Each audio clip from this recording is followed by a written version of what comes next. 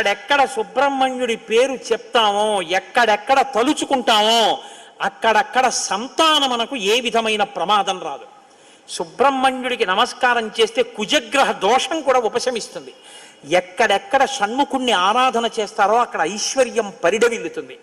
పక్కన ఉన్నటువంటి తమిళ దేశం, ద్రవిడ దేశంలో అంత ఐశ్వర్యం వచ్చింది, అన్ని పరిశ్రమలు వచ్చాయంటే కారణం ఏమిటో తెలుసా అండి? సుబ్రహ్మణ్యారాధన. వాళ్ళు విపరీతమైన సుబ్రహ్మణ్యారాధన చేస్తారు.